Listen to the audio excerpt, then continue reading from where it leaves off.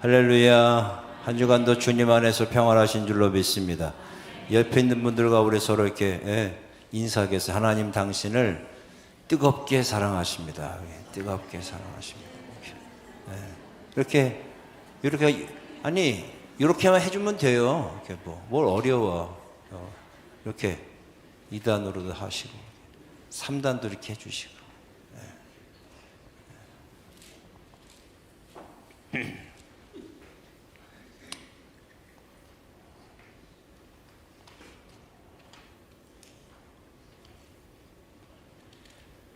사람이 무너질 때가 있는데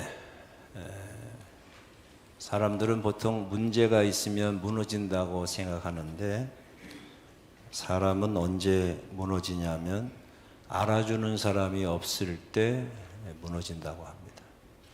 알아주는 사람이 없을 때.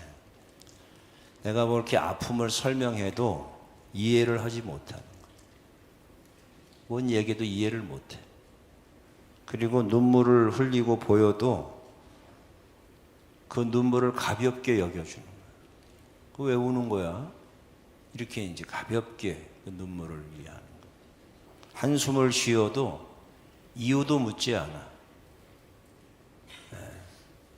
그래서 그때 마음 깊은 곳에서 이런 말이 나온대.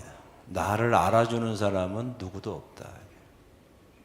여러분 가족 구성원들 잘 여러분 눈치코치가 있어야 돼요. 가족이 가족을 힘들게 하는 걸 아셔야 되는 거예요. 꼭 문제를 일으켜서가 아니라 인정하지 않고 알아주지 않으면 그 사람은 서서히 힘을 잃어가는 거예요. 그래서 그거를 정서적 검증의 부재라든지 정서적 인정의 부재라는 그런 용어를 쓴다는 거예요. 그러니까 정서적으로 인정되지 않아요. 그러면 어떤 현상이 나타나냐면 외로움을 느끼는 거예요. 가족이 옆에 있고 식구가 옆에 있는데도 외로워. 그리고 불안해하는 거예요.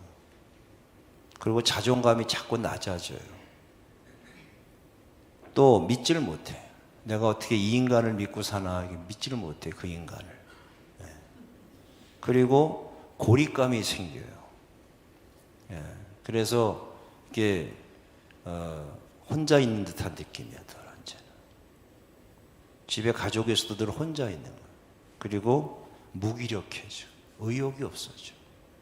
그래서 정서적 부정적 정서가 자꾸 높아지는 거예요. 그러니까 사람이 무너지는 게 나를 인정하고 나를 알아주는 사람이 없기 때문에 대체로 사람이 무너진다. 문제가 있으면 문제는 해결하면 돼요.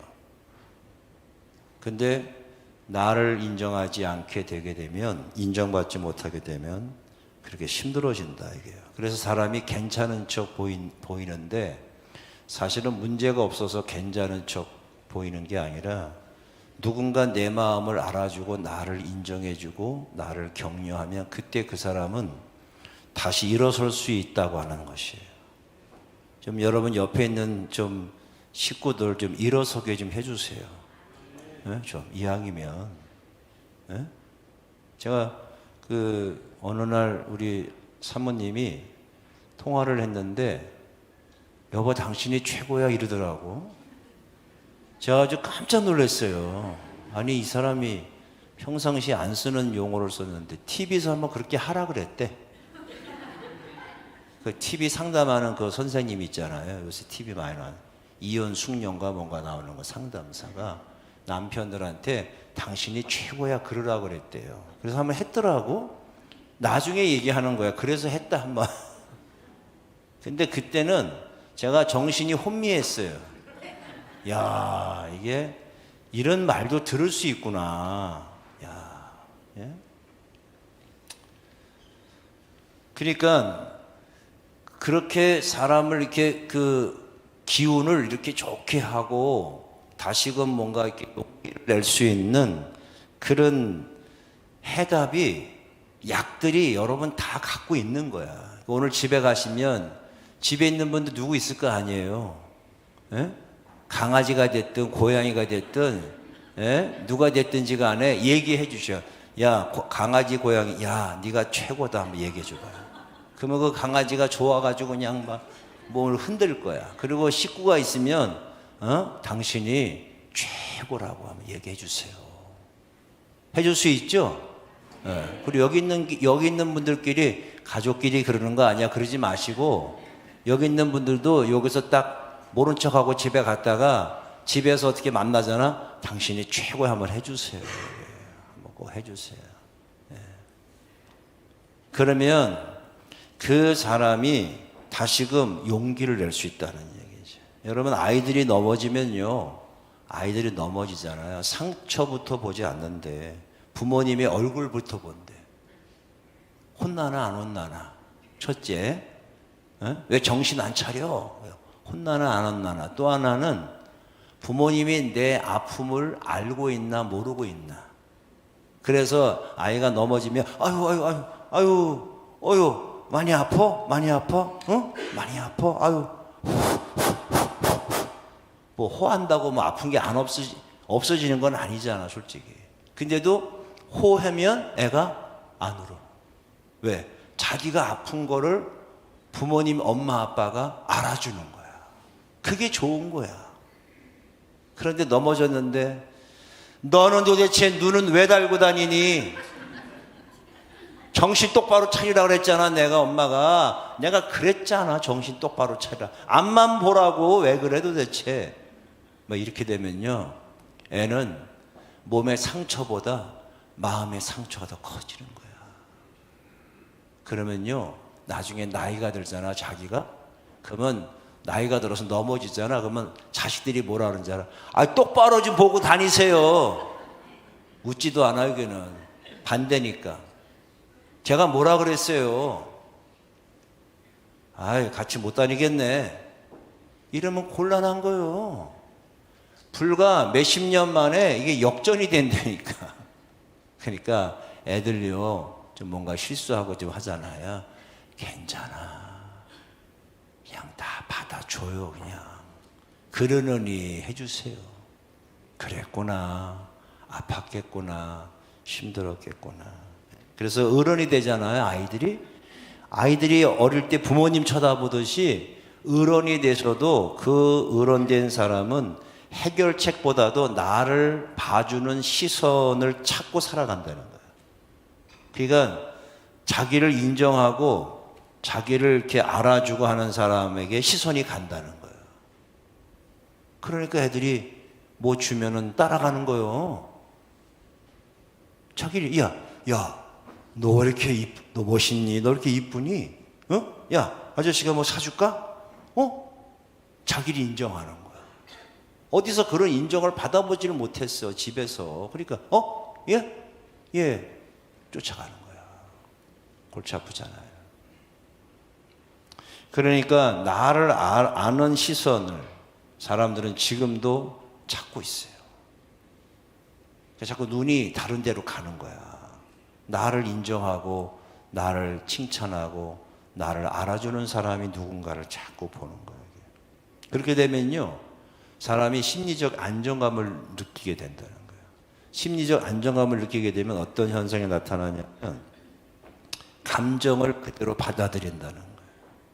자기의 감정을 그냥 그대로 받아들여요. 나쁜 감정, 좋은 감정, 기분 좋은 거, 우울한 거, 이 뭐 해피한 거 이걸 다 그냥 그대로 받아들이는 거예요. 그리고 반응하기보다는 대응한다는 거지.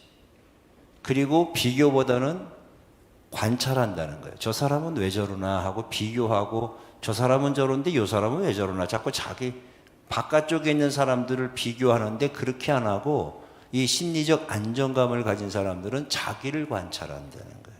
나는 지금 어떤 상태냐. 사람들은 이렇게 흔들리고 우울해하고 뭐 우울증 있고 막 그러는데 그걸 비교해서 뭐 하겠어요? 내 마음의 영혼의 상태는 어떠한가를 관찰한다는 거지. 그리고 혼자 있는 시간을 불편해하지 않는다는 거예요. 어떤 사람들은 혼자 못 있죠. 누군가를 꼭 만나야 되지. 없는 약속도 만들어서 야 커피 한잔 하자 해가지고 내가 살게. 그래 만나가지고 꼭 누군가가 앞에 있어야 되는데 심리적 안정감이 특별한 사람들은 혼자 있는 시간을 불편하게 생각하지 않는다. 충분히 함께 혼자 할 수 있는 거예요. 그리고 모든 걸 통제하려고 하지 않는다는 거지.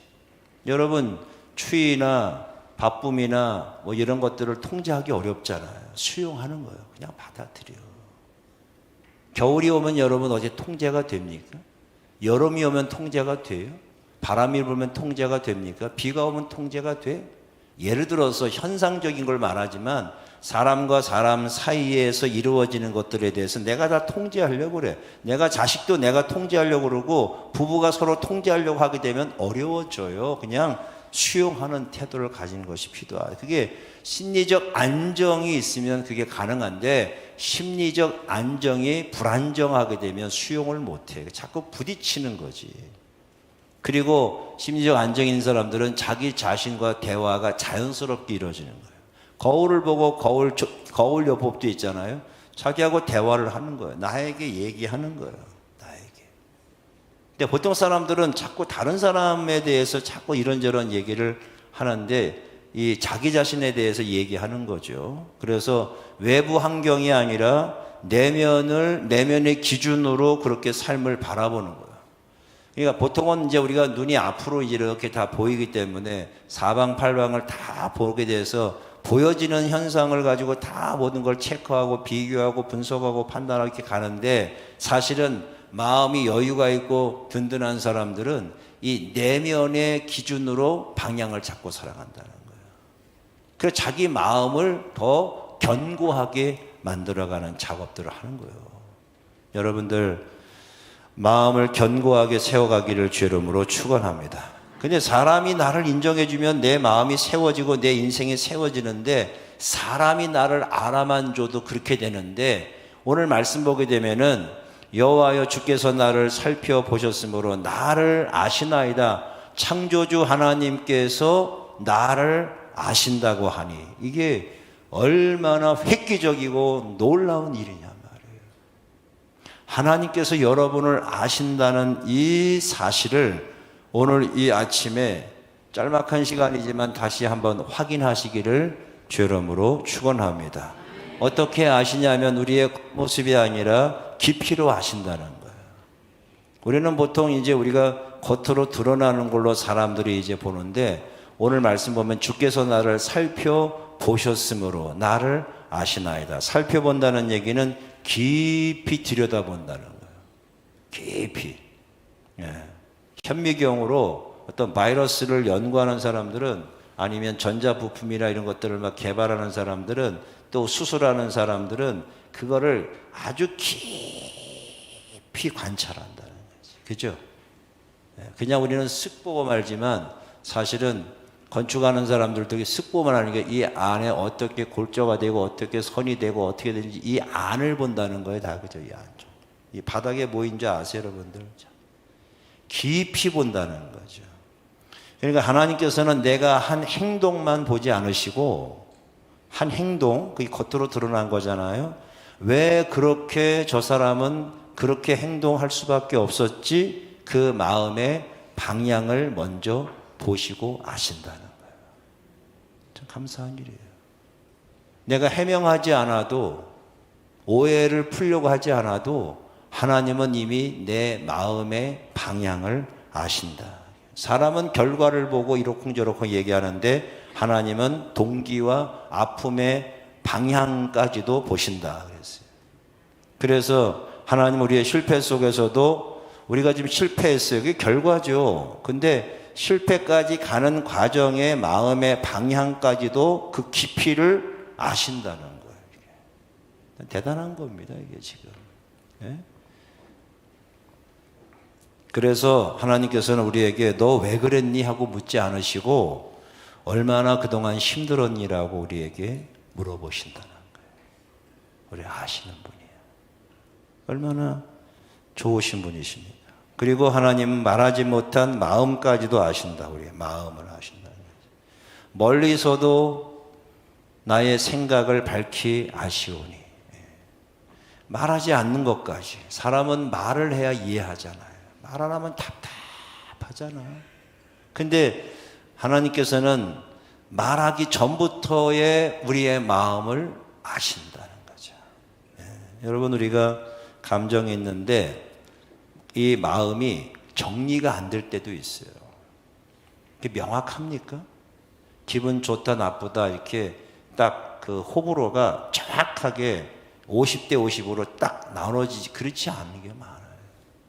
감정이 정리가 안 돼요. 그 다음에 기도를 한다고 하지만 기도로도 표현되지 않는 약간의 혼란스러운 상황들이 있어요.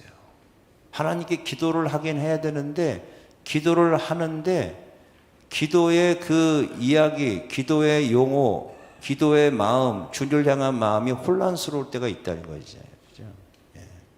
그리고 뭔가를 설명해야 되는데 스스로 설명 못하는 마음의 아우성이 있어요.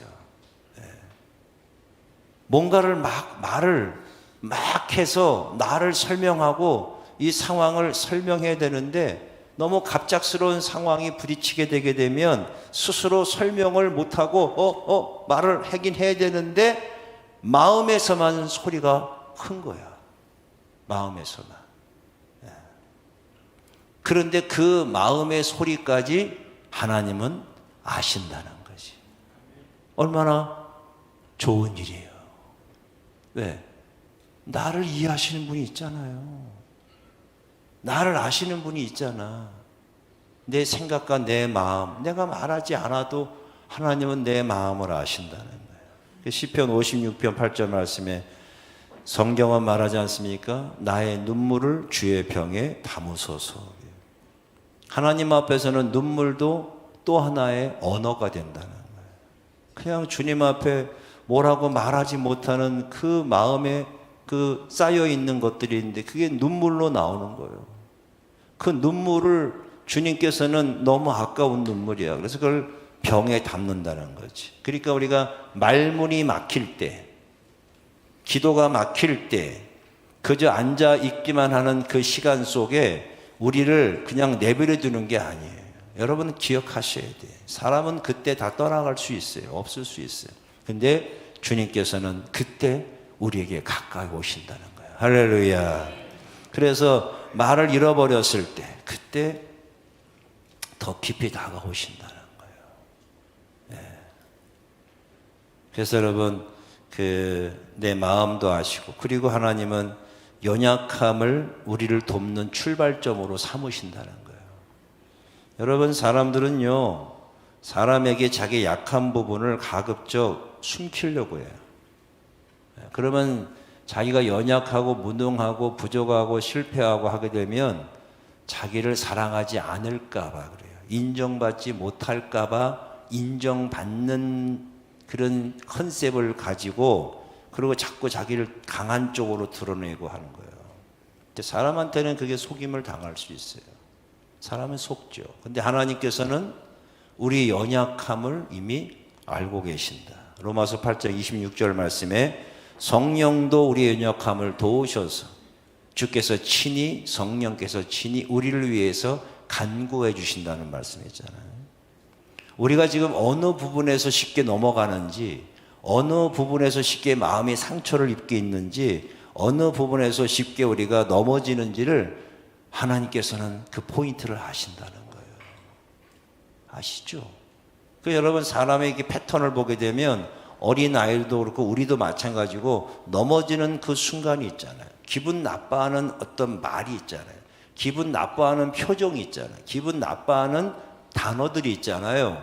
그 약한 부분이 있다고. 그러니까 그거를 극복할 수 있게 되는데 사람은 늘상 그거를 따라다닐 수가 없어요. 근데 하나님께서 우리의 연약함을 아시기 때문에 그때 연약하고 실패했을 때 정죄하는 게 아니라 그때 내가 너를 도와줘야 되는 시작점으로 하나님께서는 이해하시고 우리의 마음을 다 헤아려 아신다는 거예요.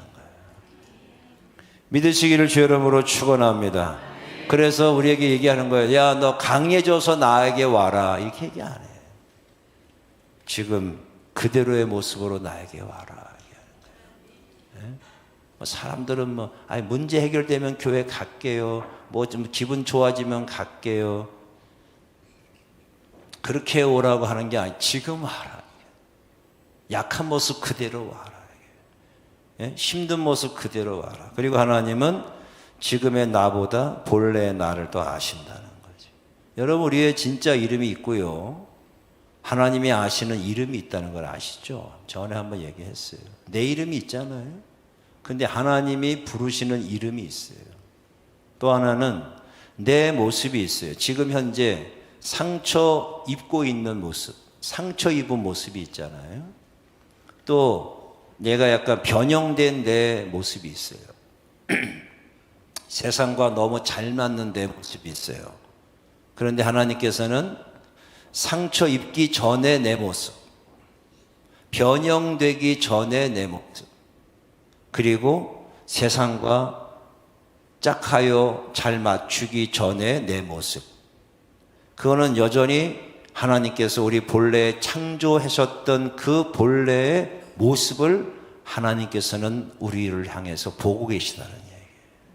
할렐루야. 네. 여러분, 사람 볼 때 좋은 모습으로 보셔야 돼요. 네. 특히 부부 간에도 마찬가지고 부모 자식 간에도 마찬가지고요. 그게 지금의 모습 보게 되면 이거 열받지. 이 사람하고 내가 어떻게 살아야 되나. 근데 본래 맨 처음에 막 죽고 못 사는 그냥 막 그 뜨거웠던 그 순간 있잖아. 없어요? 그때 있잖아. 막 잠깐도 안 보면 막 미칠 것 같고 막 그냥, 그래서 그냥 막 그냥 기다리고 몇 시간씩 그냥 멍하니 기다리고 그냥 정처 없이 기다리고 그럴 때 있잖아요. 그때의 모습을 보라고. 별 의지가 없나 본데. 그러면 곤란해요. 근데 사람은 그럴 수 있는데 하나님은 우리의 그 본래 모습을 보고 계시다. 아신다. 우리가 지금 이렇게 약간 삐딱하게 있고 이렇게 있고 그래도 하나님은 본래 하나님이 창조하셨던 우리의 고유의 그 변형되지 않았던 원형의 그 모습을 하나님은 지금 아신다는 거예요. 소라는 거예요. 나에게 와라. 그래서 우리가 지금 하나님이 원하시는 회복의 방향으로 가야 되는데, 회복되어야 할 것은 사역의 자리가 아니에요. 많은 크리스찬들이 사역하고 봉사 이렇게 하는데, 사역의 자리가 회복되는 게 아니라 하나님 앞에 서는 그 자리가 회복이 돼야 돼. 할렐루야. 하나님 앞에 서야 돼요. 예? 내가 지금 사람 앞에서 인정받기 위해서 서 있었던 자리 있죠. 그리고 늘 비교의식 가운데 불안해 있었던 그 자리 있죠. 내가 지금 인정 못 받고 하면 어떡하나 하고서 막 불안해하는 모습. 그리고 결과로 나를 증명하려고 했던 그 자리 있잖아요. 그 자리에서 빨리 터내서 돌아서서 하나님 앞에 서는 자리가 돼야 돼. 할렐루야. 잘 돼야 돼요. 자식들은요, 부모님 앞에 서 있는 게 가장 최상의 축복이야. 왜? 부모님은 내 자녀를 세상의 최고로 여기기 때문에 그래요. 아니, 자식이 부모님한테 인터뷰 받습니까? 시험 받습니까? 시험 쳐? 그냥 부모님들은 내 자식이면 물불 안 가리고 목숨까지도 줄 수 있는 그 사랑을 그냥 전폭적으로 주는 거예요.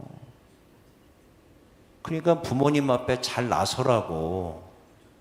부모님 뒤에 숨지 말고 부모님 앞에 늘 가서 아버지 엄마 건강하세요. 아버지 엄마 감사합니다. 그러면 그냥 부모님이 그러니까 부모님 앞에서의 자리가 회복되듯이 우리는 하나님 앞에서의 자리가 회복이 돼야 돼.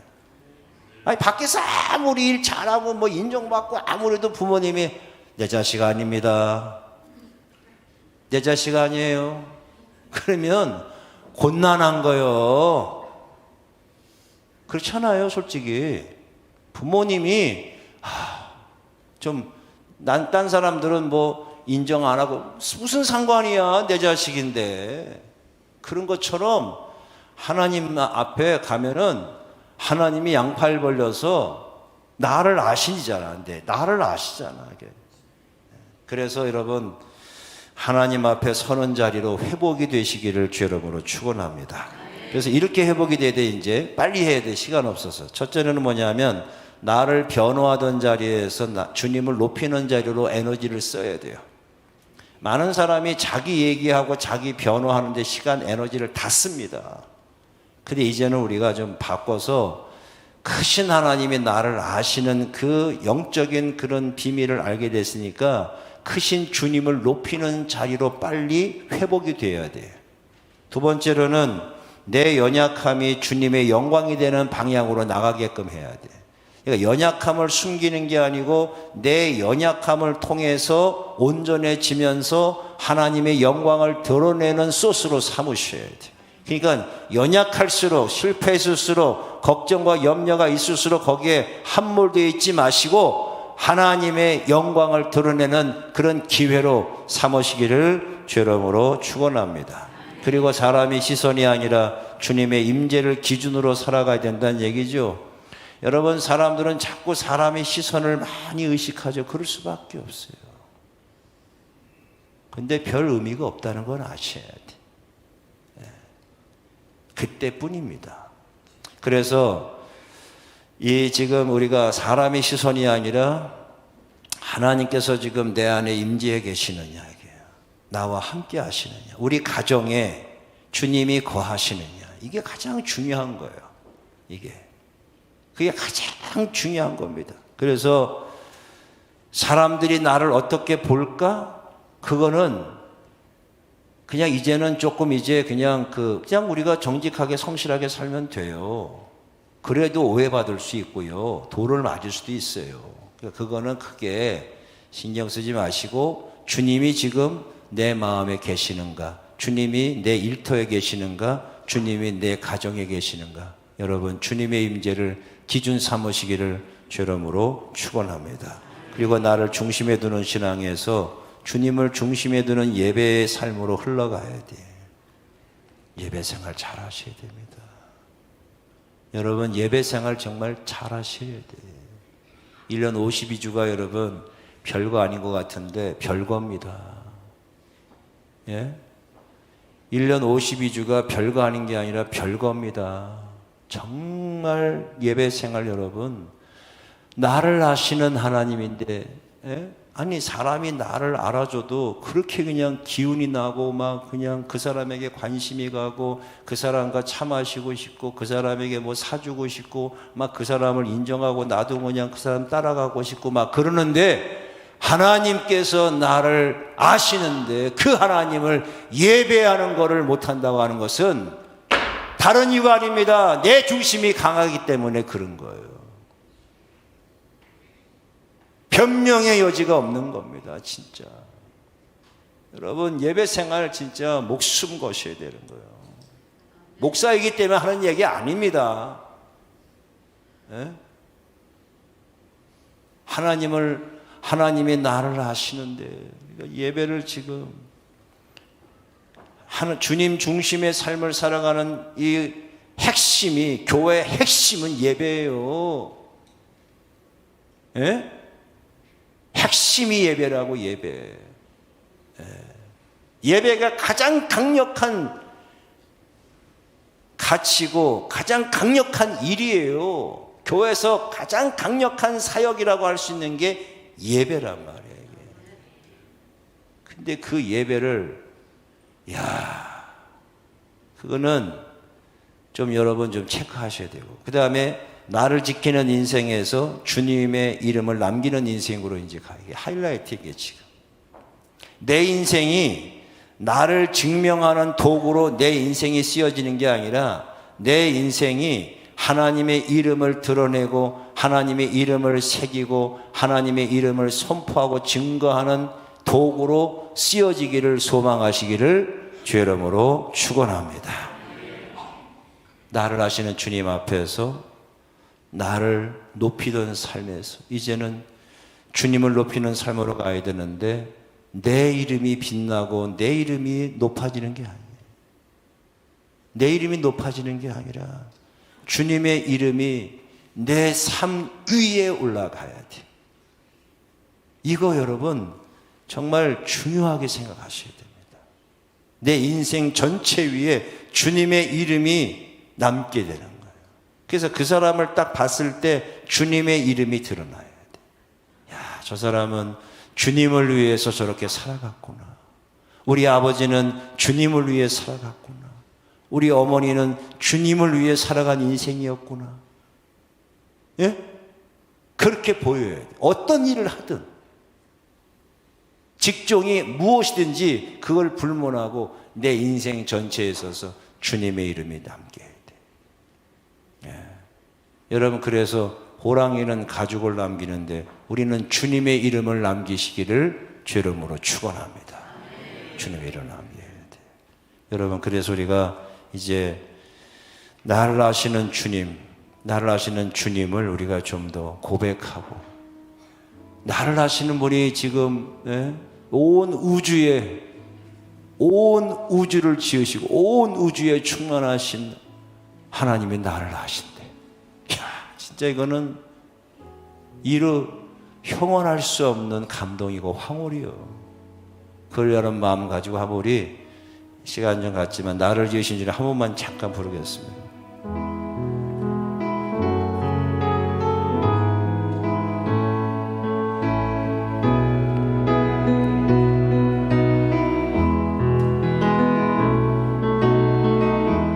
나를 지으신 주님 내 안에 계셔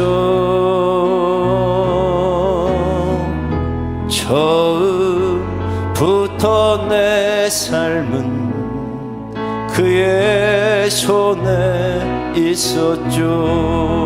내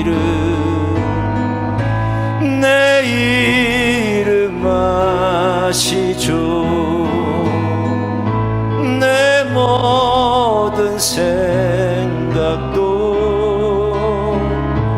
내 흐르는 눈물 그가 닦아주셨죠.